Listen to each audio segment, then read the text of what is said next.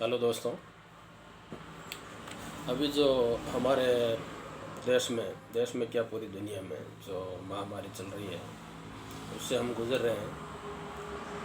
हाँ, थोड़ी मुश्किल ज़रूर है लेकिन नामुमकिन नहीं है। इससे हम आराम से लड़ सकते हैं। और ये जो माहौल है कोरोना का, जिसके कारण आज पूरी दुनिया डरी हुई है। ये बीमारी कोई ऐसे बड़ी बीमारी नहीं है लेकिन इसका जो डर है वो बहुत ख़तरनाक है। हाँ, ये बीमारी बड़ी नहीं है लेकिन एक संक्रमित बीमारी होने के कारण हमें इससे बचना भी चाहिए।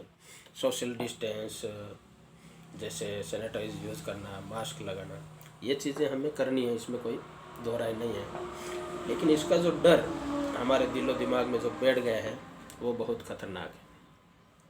उससे देखिए, ये वायरस से इतना नुकसान जितना नहीं होने वाला है, उतना नुकसान हमारे जो दिलो दिमाग में इसका डर बैठ गया है उससे बहुत नुकसान होने वाला है। एक बात अच्छी तरह से समझिए कि वायरस कोई भी हो, बीमारी कोई भी हो, उससे इंसान की जो इम्यूनिटी, इंसान की सोच, वो कई गुना बढ़कर होती है। एक आपको बात बताऊं, 70 के दशक की बात है। उस समय हैजा जैसी महामारी दुनिया में आई थी। तो उस वक्त अमेरिका में ओशो से, रजनीश ओशो जो है, उनसे एक आदमी ने सवाल किया था कि सर, ये जो महामारी है इससे कैसे बचा जाए, कुछ इसके बारे में बताइए। तो ओशो जी ने कहा, भैया आप पर्सन गलत पूछ रहे हो। ये बीमारी, महामारी के सवाल ऐसा होना चाहिए कि ये महामारी से की वजह से मेरे दिमाग में जो डर बैठ गया है उससे कैसे बचा जाए। तो ओशो जी ने कहा, भैया ये वायरस कोई ख़तरनाक चीज़ नहीं है। ये जो डर है ना, डर का वायरस दुनिया में सबसे बड़ा ख़तरनाक है। और जो डर आपके दिलों में बैठ गया है, इसकी वजह से ये बीमारी बहुत बड़ी हो गई है। और ये वायरस नहीं है, ये एक सामूहिक पागलपन है जो एक अंतराल के बाद आता रहता है। जैसे सरकारों की स्पर्धा, आर्थिक मंदी और दो देशों के बीच में युद्ध, इस तरह से ये एक सुनियोजित अंतराल के बाद ये चीज़ें आती रहती हैं। इससे डरने की ज़्यादा ज़रूरत नहीं है। और कारण बदलते रहते हैं, जैसे आर्थिक मंदी, ये सब होता रहता है समस्या। और एक बात बड़ी अच्छी ओशो ने कही कि समस्या मूर्खों के लिए समस्या है, डर है, बाकी जो ज्ञानी होते हैं ना, उनके लिए तो अवसर है। जो लोग इस महामारी में डरे नहीं हैं वो बाउंस बैक करेंगे, अच्छी तरह से अपना बिजनेस करेंगे। उनके लिए, उन्होंने कुछ इस बीमारी से सीखा ही है, उनके लिए ज़्यादा नुकसान वाली बात नहीं है।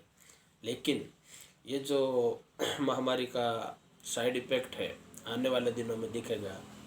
लोग डिप्रेशन में चले जाएंगे। क्यों? कि उन्होंने घर में बैठकर कुछ किया ही नहीं, सिर्फ टीवी देखते रहे, सोशल मीडिया पर ऐसे वीडियो देखते रहे जिनमें सिर्फ डर ही डर था। इस कारण उनके दिलो दिमाग में डर बैठ गया है और उनको सब कुछ अंधेरा ही अंधेरा नज़र आ रहा है। उनके सामने कोई रोशनी की किरण नहीं है। क्योंकि होता क्या है, अपना जो दिमाग है ना, उसमें अपन जो बार बार चीज़ें देखते हैं वही स्टोर हो जाती है और वो आसानी से निकलती नहीं है। और ये काम अपना मीडिया बेखूबी निभा रहा है, अच्छी तरह से कर रहा है। एक ही बार जब भी टीवी खोलो तो एक ही बात को हज़ारों बार आपके दिल में, दिमाग में बिठा देते हैं, एक ही बार को बड़ा चढ़ा कर बोलते हैं। और ये जो कचरा बेचने का काम कर रहे हैं, ये एक टीवी, अखबार, ये सब ऐसे हैं जो कचरा बेचते हैं और अपने दिमाग में डालते हैं और अपन वो कचरा लेते हैं। इसलिए ओशो ने कहा कि अगर इस बीमारी से बचना है तो सबसे पहले आप अपना ये, उस समय ये अखबार वगैरह थे, मीडिया थी, उनको बंद कर दीजिए। और आज के समय की बात करें तो टीवी बंद कर दीजिए। टीवी मत देखिए। टीवी जितना आप देखेंगे उतना ही आपका नुकसान होगा। अगर आपके पास समय है तो पुस्तकें पढ़िए, अपने बिजनेस को कैसे बिल्डअप करना है वो करिए, आगे का आपका क्या प्लान रहेगा वो करिए। टाइम का सदुपयोग कीजिए ना। लेकिन आप लोग क्या कर रहे हैं, टीवी खोल रहे हैं, समाचार देख रहे हैं, टीवी वाले नूरा कुश्ती लड़ रहे हैं। कोई कहता है आज तक ने सबको पछाड़ा, कोई कहता है हमारे चैनल के आसपास कोई नहीं। अरे क्या भाई, आप लोग कुश्ती लड़ रहे हो। तो इसलिए ये जो महामारी है इसको ये ना समझे कि बहुत बड़ी है। हाँ, संक्रमित बीमारी है, इसलिए इसका जो गाइडलाइन है गवर्नमेंट ने दी है उसको आप फॉलो कीजिए। सोशल डिस्टेंस रखिए, सैनिटाइज यूज़ कीजिए, मास्क लगाइए। इसका मतलब ये नहीं है कि हम इस बीमारी से मर जाएंगे, ये नहीं है।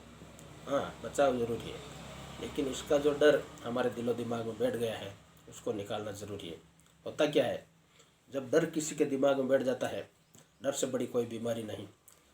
डर जब बैठता है तो हमारे शरीर के अंदर एक हार्मोन, रासायनिक हार्मोन चेंज होते हैं, और हार्मोन चेंज होने के बाद बीमारी, जो आदमी बीमार नहीं होता है वो भी एक बीमार की तरह रिएक्ट करने लगता है, और धीरे धीरे धीरे धीरे जैसे वो बीमार है वैसा रिएक्ट होता है, और अंदर बहुत जहरीला होता है, और वो आदमी धीरे धीरे मर भी सकता है। इसलिए इस झंझट से दूर निकलिए। आने वाले समय में सब अच्छा होगा, कुछ प्रॉब्लम नहीं है। एक सोच अपने को पॉजिटिव रखनी है, सब कुछ अच्छा होगा। जय हिंद।